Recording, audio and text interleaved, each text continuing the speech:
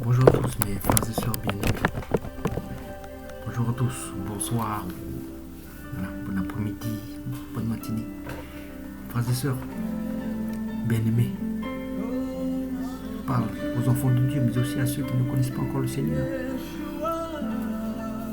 C'est le message aujourd'hui que notre Dieu, que notre Papa me met à cœur de partager. C'est le début de Jean, le début de l'évangile de Jean, le verset 1 jusqu'au verset 17. On va lire et puis après on va parler un peu de Papa, parler un peu de celui dans l'homme, dans lequel l'homme a besoin de plonger les regards, parce que sans lui, nous ne sommes rien. Voilà la vraie réalité de notre nature à nous. Sans lui, on n'est rien. Mais on va voir si la parole elle le dit ou pas. Voilà. Alors, l'évangile de Jean, chapitre 1, du verset 1 à 17. Ça va être un peu long, mais on n'a pas de temps à donner pour le Seigneur. On a tout le temps à donner pour le Seigneur. C'est lui qui est maître du temps. Au commencement était la parole, et la parole était avec Dieu, et la parole était Dieu. Elle était au commencement avec Dieu. Toutes choses ont été faites par elle, et rien de ce qui a été fait n'a été fait sans elle. En elle était la vie, et la vie était la lumière des hommes. La lumière luit dans les ténèbres, et les ténèbres ne l'ont point reçue. Il y eut un homme envoyé de Dieu, son nom était Jean. Il vint pour servir de témoin, pour rendre témoignage à la lumière, afin que tous crussent par lui. Il n'était pas la lumière, mais il parut pour rendre témoignage à la lumière. Cette lumière était la véritable lumière qui, en venant dans le monde, éclaire tout homme. Elle était dans le monde, et le monde a été fait par elle, et le monde ne l'a point connue. Elle est venue chez les siens, et les siens ne l'ont point reçue. Mais à tous ceux qui l'ont reçu, à ceux qui croient en son nom, elle a donné le pouvoir de devenir enfants de Dieu, lesquels sont nés non du sang, ni de la volonté de la chair, ni de la volonté de l'homme, mais de Dieu. Et la parole a été faite chair, et elle a habité parmi nous, pleine de grâce et de vérité. Et nous avons contemplé sa gloire, une gloire comme la gloire du Fils unique venu du Père. Jean lui a rendu témoignage et s'est écrié: c'est celui dont j'ai dit, celui qui vient après moi m'a précédé, car il était avant moi. Nous avons tous reçu de sa plénitude, et grâce pour grâce, car la loi a été donnée par Moïse, la grâce et la vérité sont venues par Jésus-Christ. Personne n'a jamais vu Dieu, le Fils unique qui est dans le sein du Père, et celui qui l'a fait connaître. Mes frères et sœurs, il faut qu'on comprenne une chose, mes frères et sœurs. Et même ceux qui ne croient pas en Dieu, toutes les personnes qui n'ont pas d'idée, qui n'ont pas de pensée, qui ne pensent pas à tout ça. Et nous aussi, les enfants de Dieu, qui croyons qu'on ne sort pas de nulle part. On a eu un début. C'est quelqu'un c'est une puissance qui nous a créés. Il avait un but pour nous créer. Son but, c'était pas que l'on vive la misère. Son but, c'était qu'on soit avec lui, qu'on vive une vie harmonieuse avec lui, avec le Créateur de toutes choses, qui ne donne que des bonnes choses. Et le problème, c'est que l'homme, il a décidé de s'écarter. Il a décidé d'être autonome. Il a décidé de ne pas suivre le chemin de Dieu. Mais ce qu'il faut bien comprendre, mes frères et sœurs, regardez le passage, c'est que sans lui, il faut qu'on comprenne ça, sans Dieu, on n'est rien. Sans la puissance de Dieu, il n'y a pas ce monde-là. Sans la puissance de Dieu, il n'y a pas les arbres, il n'y a pas la nature, il n'y a pas le ciel, il n'y a rien. Il faut qu'on prenne conscience de ça. Regardez mes frères et sœurs. Au commencement était la parole, et la parole était avec Dieu, et la parole était Dieu. Donc là, on nous met dès le début, on met en scène, il y a Dieu, et il y a sa parole. Mais on dit que Dieu est sa parole, on dit que la parole c'est Dieu et que Dieu c'est la parole. On les dissocie, mais en même temps on les met ensemble. Notre grand frère Jean, il avait compris ça, que la parole elle est dissociée de Dieu, mais elle est aussi Dieu. Toutes choses ont été faites par elle et rien de ce qui a été fait n'a été fait sans elle. Frères et sœurs, il faut qu'on comprenne ça. C'est que, d'ailleurs on le voit dans le livre de la Genèse, mes frères et sœurs. Dès le début c'est écrit, Dieu dit que la lumière soit et la lumière fut. Dieu appela le ciel et donc il utilisait sa parole. Donc c'est pour ça notre grand frère Jean, il dit que c'est par la parole que tout a été créé, par la parole de Dieu. Mais ça veut dire quoi, mes frères et sœurs? Nous aujourd'hui, pour ceux qui ne veulent pas penser à Dieu, pour ceux qui ne croient pas en Dieu, aujourd'hui on va se dire je suis maître de ma vie. C'est moi qui choisis, c'est moi qui... Mais il faut prendre conscience que s'il n'y a pas Dieu, n'en existe même pas. S'il n'y a pas Dieu, il n'y a pas d'oxygène. S'il n'y a pas Dieu, il n'y a pas la nature. S'il n'y a pas Dieu, il n'y a pas le ciel. S'il n'y a pas Dieu, il n'y a pas la mer. Il n'y a rien. Donc, vous vous rendez compte quelle insulte. Quelle insulte et quel orgueil. Quel orgueil l'être humain il a quand il décide de dire il n'y a pas de Dieu, moi je suis. C'est comme si, mes frères et sœurs, je sais pas, moi je suis pas un parent, je n'ai pas d'enfant, mais j'imagine que si par exemple j'ai un enfant, je le nourris, je prends soin de lui, et imagine cet enfant à 10 ans, malgré qu'il vit toujours chez moi, voilà, je le nourris, je prends soin de lui, je l'éduque, malgré ça il m'ignore complètement, je lui fais la cuisine, il n'y a pas de merci, il n'y a rien. Imaginez ce comportement-là. Pas de reconnaissance envers moi. Imaginez, il m'ignore complètement. Mais est-ce qu'on aura envie de continuer à prendre soin de lui? Sans mensonge, est-ce qu'on aura envie? Moi je pense qu'au bout d'un moment on va se dire c'est bon, c'est assez là. Mon fils, tu vois bien que je t'aide, tu vois bien que je te donne à manger. Tu vois bien que je te soutiens, je lave ton linge. Tu vois bien que je t'ai préparé une chambre à la nuit pour que tu puisses dormir. Je te mets sous mon toit. Et toi, tu décides de me renier comme ça. Il y a beaucoup de parents peut-être qui vont dire mon fils, si tu continues à faire comme ça, tu vas partir dehors. Tu vas sortir dehors et puis tu vas voir ce que c'est que de vivre à l'extérieur sans protection, sans nourriture. Il y a beaucoup de parents qui peuvent dire ça. Mais imaginez, avec Dieu, c'est comme... Imaginez la bonté. Mes frères et sœurs, la bonté de Dieu. Il faut toujours souligner cette bonté-là. Il ne faut jamais oublier cette bonté. Parce que notre Papa, notre Dieu qui nous a créés, il maintient notre souffle de vie. Il maintient l'oxygène qui est sur cette terre. Il maintient les cycles des saisons. Il maintient toutes choses. Il fait en sorte que l'on puisse se revêtir, d'avoir des habits. Ça n'a pas été créé... c'est pas l'homme qui a créé ça. Oui, c'est l'homme qui a fait dans les industries, mais ça, c'est du tissu. Ça vient d'où? Ça vient du coton, je sais pas, ça vient des poils de mouton, ou ça vient du coton, les fleurs. Mais c'est qui fait pousser les fleurs? Mes frères et sœurs. Qui est le maître de ces choses-là? C'est Dieu.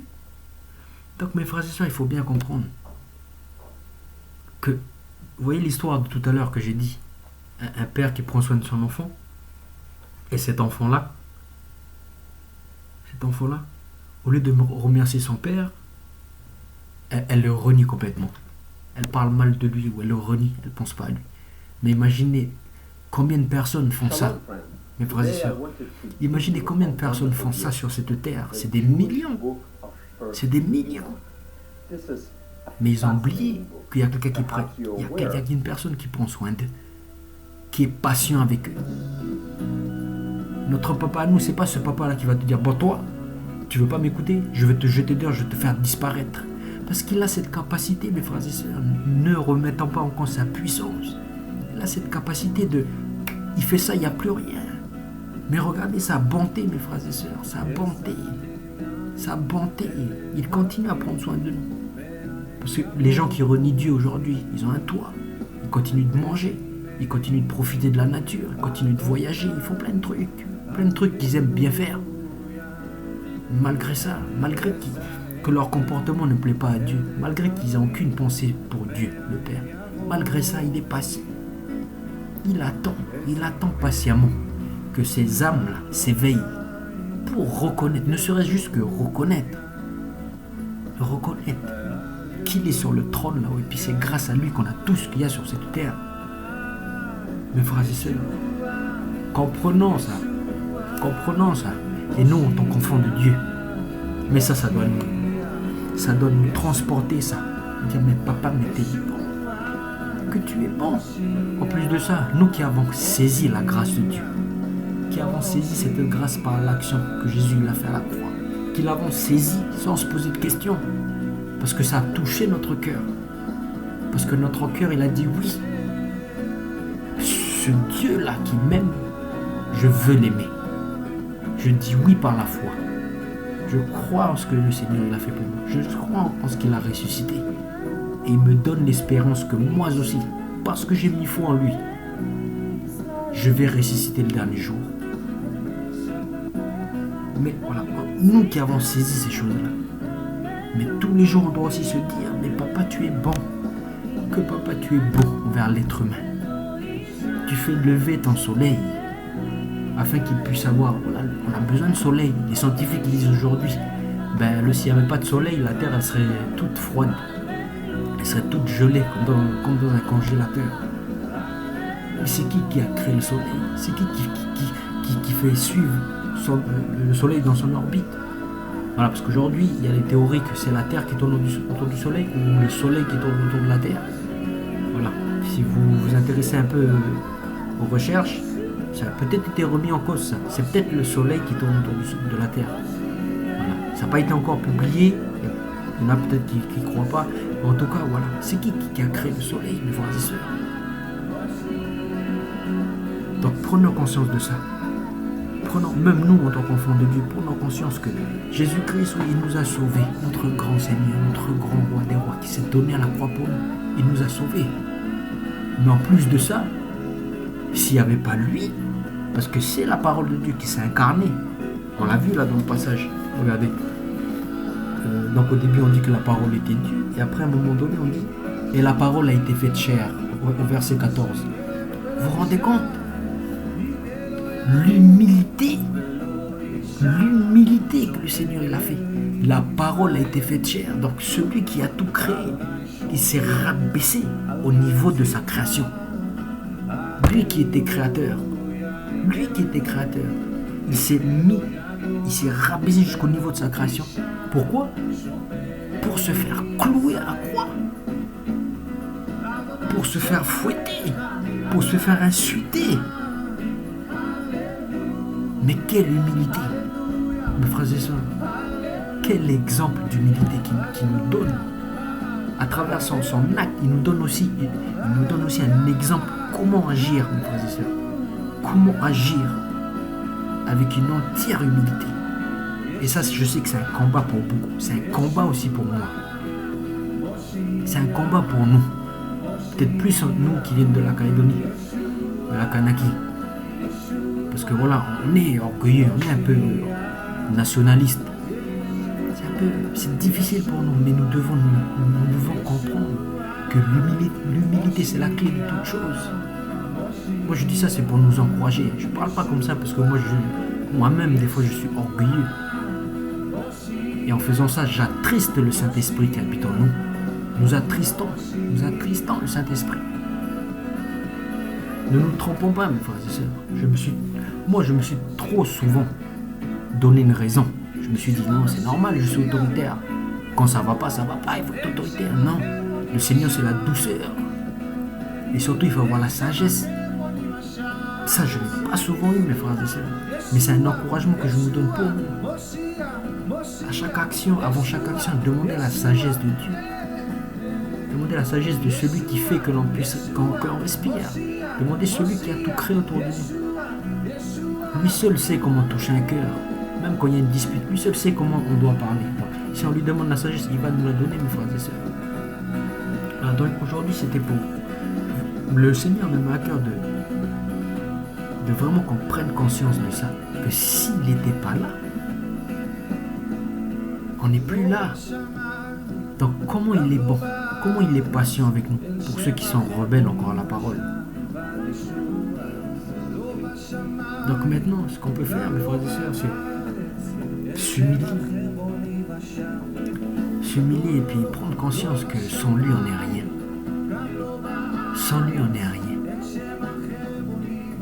Malgré que tant de fois sur cette terre, depuis la naissance jusqu'à temps qu'on a connu le Seigneur, on l'a renié tant de fois, on l'a insulté tant de fois, on l'a méprisé tant de fois à travers notre comportement. Voilà. Quand tu penses mal d'un frère qui est autour de toi, que ce soit un étranger ou un membre de ta famille ou un membre de ton clan, mais quand tu penses mal de lui, tu es en train d'offenser Dieu. Frères, comprenons ça. Parce que l'homme, il a été créé à l'image de Dieu. Donc quand tu penses mal d'une personne, tu es en train de parler mal de l'image de Dieu. Et si tu parles mal de l'image de Dieu, tu parles directement mal de Dieu, mes frères et sœurs. C'est pour ça que la relation, quand tu vis en relation avec Dieu, tu ne peux plus te permettre. Ou en tout cas, quand tu le fais, sans faire exprès, quand c'est un automatisme, il y a quelque chose, et ça c'est le Saint-Esprit, il y a quelque chose qui te dit, tu n'aurais pas dû dire ça. C'est comme si tu te sentais mal quand tu vas mal parler à quelqu'un ou tu vas avoir une mauvaise pensée. Il y a quelque chose qui va te dire dans ton cœur. Il va te dire, tu n'aurais pas dû dire ça. Tu m'offenses, tu es en train de m'offenser, mon fils. Et tu sais, et vous savez, mes frères et sœurs, et il pourrait juste claquer des doigts et en disparaître. Il pourrait dire, tant de fois tu m'as offensé, j'en ai marre de toi. Il pourrait dire, c'est bon, allez. Mais il ne le fait pas. Il ne le fait pas parce qu'il est bon. Parce qu'il nous aime. Il est assis sur son trône, mais il est amour. Il est justice. Il est équité. Il est droiture. Mais il est amour. Alors mes frères et sœurs, ce petit message, c'était pour vous parler de cette bonté-là. Cette bonté. Il a tout créé. Toutes choses ont été faites par elle. Rien n'a été fait sans elle, sans la parole. Oh mes frères et sœurs. Ensuite, qu'est-ce qu'ils disent? Cette lumière. Voilà, parce qu'on dit plus au verset 4, et elle était la vie. La parole de Dieu, c'est la vie. Et la vie était la lumière des hommes. Donc mes frères et sœurs, la vie était la lumière des hommes. Ça veut dire quoi? Là, c'était au passé. La vie était la lumière des hommes. Mais on peut le dire aussi au présent. La vie est la lumière des hommes. On peut le dire au futur. La vie sera la lumière des hommes. Pourquoi? Quand tu vis dans la lumière, c'est que forcément, tu as reçu la parole. Et on sait que la parole, c'est Jésus. Donc si tu reçois la parole, si tu reçois Jésus, ça veut dire que si tu donnes ta foi, ta confiance entière en lui, tu reçois quoi? Tu reçois la vie. Parce que dans la parole, il y a la vie. Il n'y a pas une vie. Une vie, c'est la vie. Il y a la vie, ta vie, ma vie, notre vie.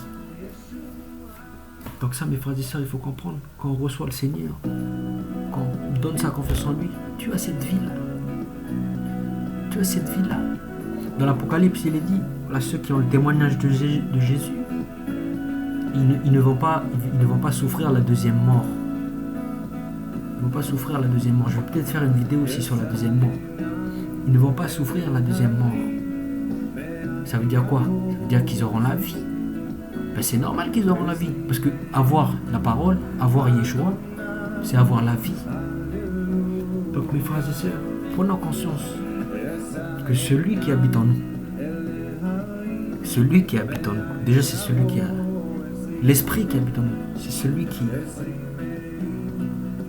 a tout créé sur cette terre. Celui que nous avons fait habiter dans notre cœur, c'est celui qui s'appelle la vie. Vous savez, le Seigneur a dit quoi? Je suis le chemin, la vérité et la vie. Le chemin, voilà, je pense qu'il y a un ordre. C'est pas un hasard que le Seigneur il a mis un ordre. Le chemin vers quoi? Vers la vie. Je suis le chemin, la vie. Donc, je suis le chemin. Tu prends le chemin, je vais où? Vers la vie.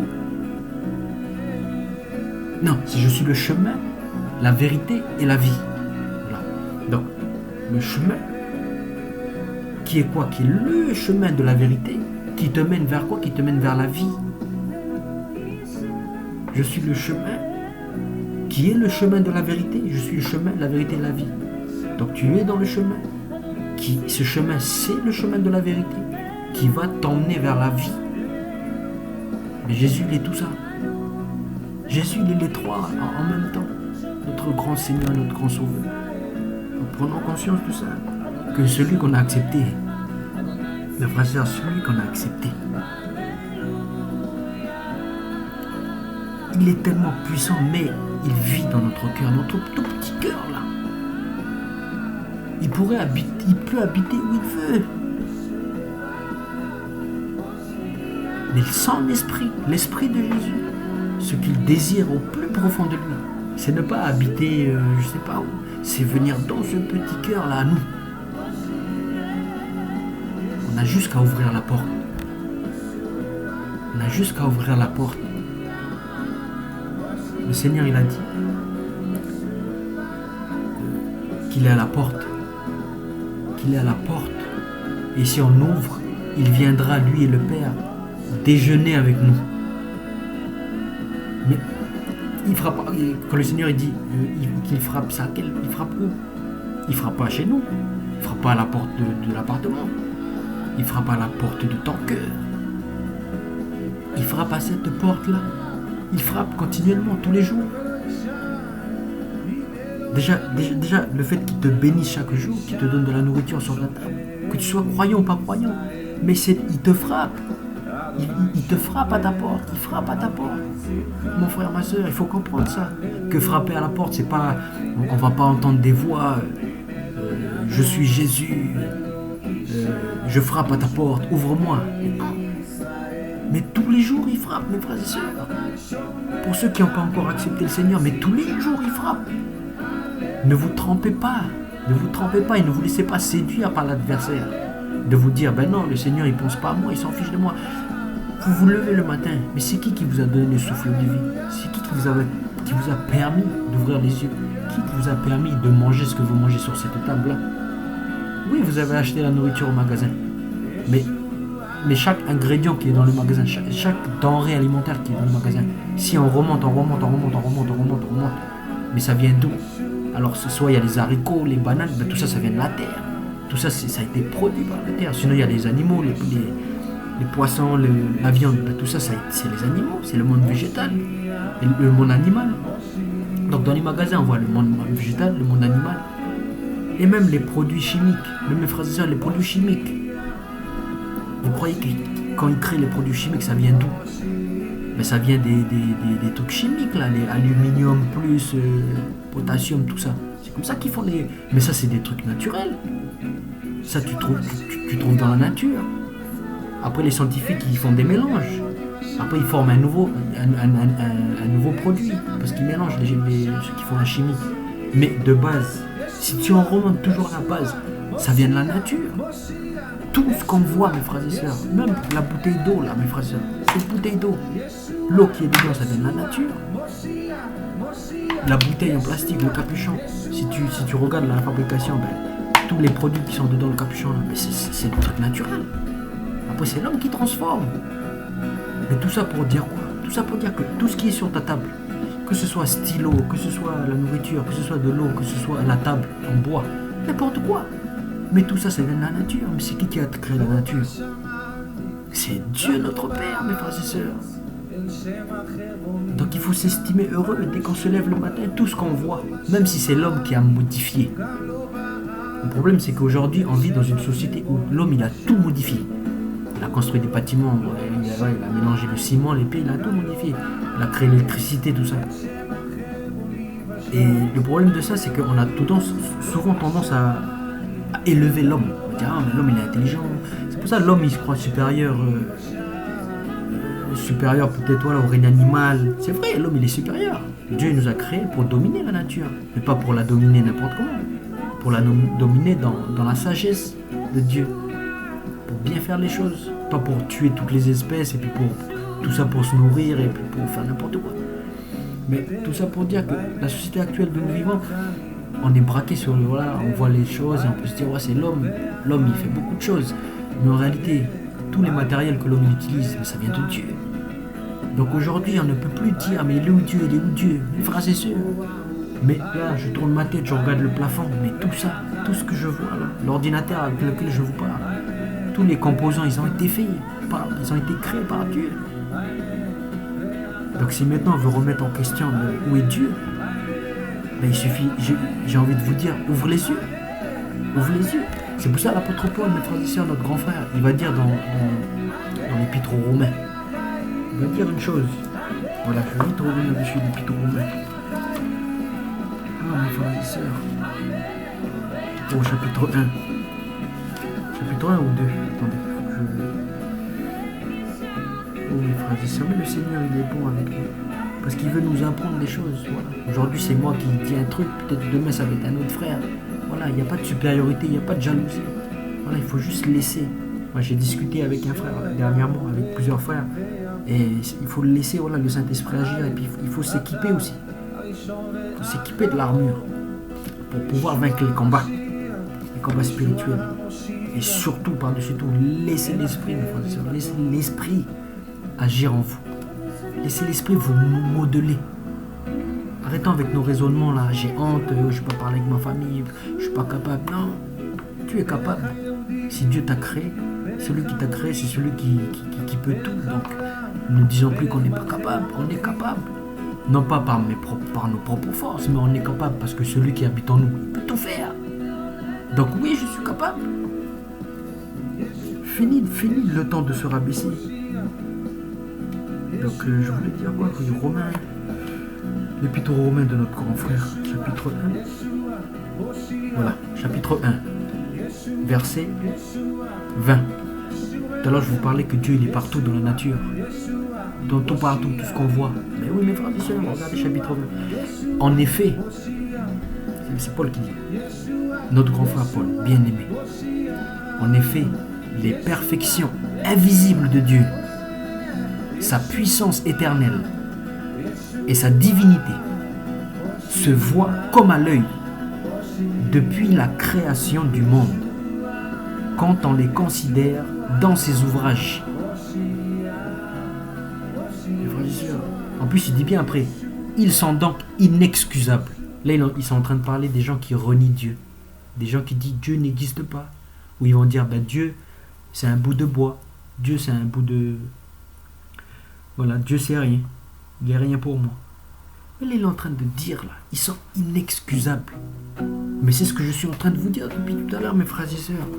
C'est que on vit, mais tout ce qu'on voit, mes frères et sœurs, tout ce qu'on voit, même quand tu vois ton frère, un être humain, ou quand tu vois un singe, ou quand tu vois un chien, quand tu vois un chat, tout ce que tu vois, ça vient de Dieu. Donc là, l'apôtre Paul, il dit, qu'est-ce qu'il disait notre grand frère? La perfection. Donc, je veux relire. En effet, les perfections invisibles de Dieu, sa puissance éternelle et sa divinité se voient comme à l'œil depuis la création du monde, quand on les considère dans ses ouvrages. Ça veut dire que le problème, c'est pas Dieu. Le problème, c'est pas que Dieu ne se manifeste pas à l'homme. Il n'est pas là le problème, mes frères et sœurs. Arrêtons de toujours rejeter la faute sur lui. Le problème, c'est notre façon d'interpréter le monde qui est autour de nous. Il est là le problème. Parce que comme l'apôtre Paul nous dit si bien, qui a été guidé par l'Esprit, il dit, on peut voir les perfections invisibles de Dieu, on peut voir sa puissance éternelle, on peut voir sa divinité. Depuis la création du monde, donc, à travers la nature, quand on les considère dans ses ouvrages, quand on les considère, ça veut dire que c'est notre façon de penser qui n'est pas bonne, mes frères et sœurs. Là, par exemple, je me lève, je vois cette table, je ne vais rien penser. Je vais dire c'est une table, je m'en fiche de la table. Mais si tu considères vraiment, si tu considères que tout ce que tu vois, ça vient de Dieu, mais là tu te dis, waouh, mais il est tellement bon. Il est tellement bon parce que il a permis que l'homme utilise la nature pour créer des choses pour le. Aujourd'hui, l'homme il crée des choses pour son propre bien. Mais quand on regarde bien, il y a des choses qui sont bien aussi. Et bien là on voit à travers la nature ou à travers ce qu'on voit autour de nous, on voit les perfections invisibles de sa puissance éternelle et sa divinité. Donc les gens qui disent qu'il n'y a pas de Dieu, je suis désolé pour eux. Ils ne pourront pas dire à la fin, ils ne pourront pas dire Dieu il s'est jamais révélé à moi. Mes frères et sœurs, même à nous les enfants de Dieu, on ne pourra pas dire au Seigneur. Voilà, je ne sais pas moi si on doute encore. On ne doit plus douter aujourd'hui. Frères et sœurs, on ne doit plus douter. Le Seigneur il est partout, il a tout créé. Comme on a lu tout à l'heure dans l'évangile de notre grand frère Jean, bien-aimé. Tout a été créé par lui, tout subsiste en lui. Donc toi, moi, tout ce qu'on a là. Donc maintenant, considérons plutôt sa bonté. Parce que c'est ça le but, les frères et sœurs. Pourquoi Dieu nous a donné des yeux? Pourquoi notre grand papa éternel, celui qui nous a créé, nous a donné des oreilles? Pourquoi il nous a donné une bouche? Pourquoi il nous a donné un nez, des mains, tous ces sens-là? Mais les yeux, c'est pour voir sa nature, pour contempler sa puissance, pour contempler combien il est grand, combien il est bon. Les oreilles, c'est pour écouter la nature. C'est pour ça, mes frères et sœurs, vous allez remarquer que quand vous allez dans la nature, il y a beaucoup qui disent « Ah, mais la nature, c'est apaisant, c'est trop bien d'écouter la mer, les vagues. » Mais c'est pas un hasard, mes frères et sœurs. Nos oreilles, elles servent à écouter des bonnes choses, écouter la nature. Dans les livres des psaumes, il est dit que la nature, elle chante des louanges à Dieu. Donc c'est pour ça, nous, même ceux qui ne croient pas en Dieu, ils vont aller dans la nature, ils sont contents. Parce que les oreilles, elles entendent ce qu'elles doivent entendre. Elles entendent le but pourquoi elles ont été créées, les louanges à Dieu. Les oreilles, elles doivent écouter des louanges à Dieu, des bonnes paroles, des bonnes choses, des paroles de bénédiction. Les yeux, ils doivent contempler la nature avec ce regard-là de dire « ça vient de Dieu ». Et on ne doit pas mettre nos yeux n'importe où, mes frères et sœurs. Il faut faire attention. On ne doit pas poser nos yeux n'importe où. Nos yeux, ils n'ont pas été créés. Mais ça, c'est un encouragement pour nous, mes frères et sœurs. Faisons attention. C'est difficile. Des fois, le combat, il est dur. Mais faisons attention là où on pose nos yeux. Quand on a des mauvaises pensées, on a des mauvais trucs, ne laissons pas accès à travers nos sens. Nos yeux ou je ne sais pas. Parce que nos oreilles, ont été créées. C'est pas pour entendre des insultes, pour entendre des blasphèmes ou pour entendre des musiques qui disent des insultes. Nos yeux n'ont pas été créés pour voir des meurtres, pour voir des choses malsaines. Notre bouche, elle n'a pas été créée pour blasphémer. Elle a été créée pour louer le Seigneur, pour donner des paroles de bénédiction et de grâce. Pour être tout ça, ça a été. Nos mains, elles ont été créées, c'est pas pour tuer, c'est pas pour voler. Nos mains, elles ont été créées pour travailler la nature, pour pouvoir façonner des choses, mais surtout pouvoir faire des bonnes actions. Mes frères et sœurs. Donc aujourd'hui, j'ai laissé le Seigneur parler en moi. Voilà. Le thème au départ, c'était surtout de se rendre compte de la bonté de Dieu, parce que sans lui, nous ne sommes vraiment rien, mes frères et sœurs. Voilà, mes frères et sœurs. Je prie le Seigneur. Alors, papa, je te prie afin que tu puisses, mon Seigneur, à travers cette vidéo, toucher un maximum de personnes qui entendent ta parole. Oui, papa. Que tu puisses, papa, les fortifier. Que tu puisses les rendre meilleurs chaque jour un peu plus. Que tu puisses les mener vers le chemin de la sanctification. Oh, papa, prenez soin de nous, parce que nous avons tant besoin de vous. Vous êtes tout pour nous, papa. Permettez que l'on puisse comprendre de ça, papa. Pleinement, et que l'on puisse saisir cette grâce que vous nous donnez à chaque instant, afin que nous puissions vous rendre des actions de grâce, papa. Permettez aussi que votre volonté se fasse dans nos vies, papa. Permettez que nous puissions vous donner l'accès, papa. Donnez-nous ce cœur d'humilité, papa. Je remets cette prière dans le nom de Yeshua HaMashiach, Jésus-Christ, votre Fils unique, notre Seigneur et notre Sauveur. Amen. Voilà, soyez bénis, mes frères et sœurs. Amen.